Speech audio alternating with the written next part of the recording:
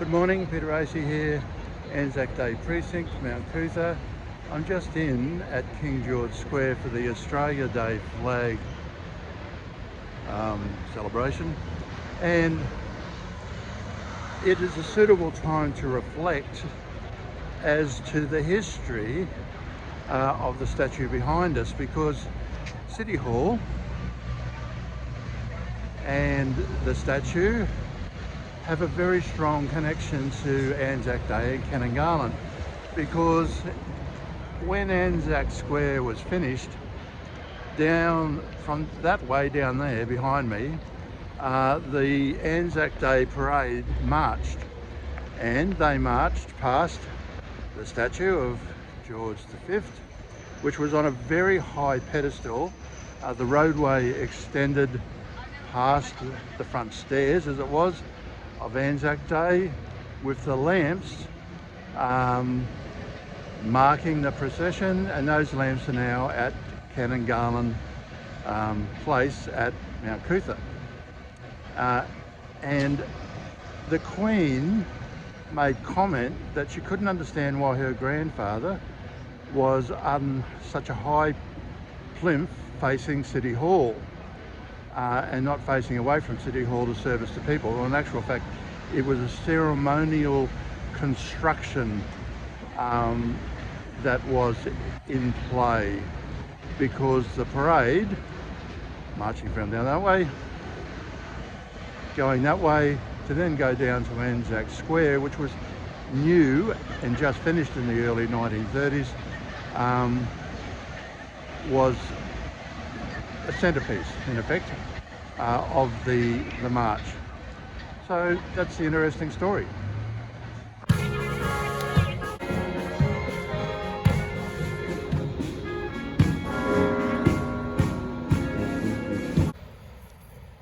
In 2 world wars, in Korea, in Malaya, in Vietnam, in the Gulf War, in Iraq and Afghanistan.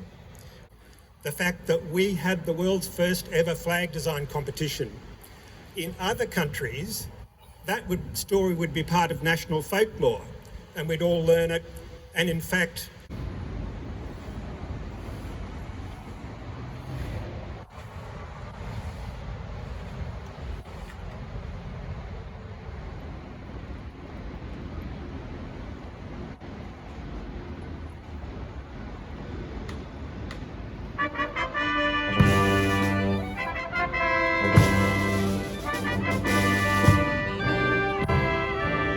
Good afternoon.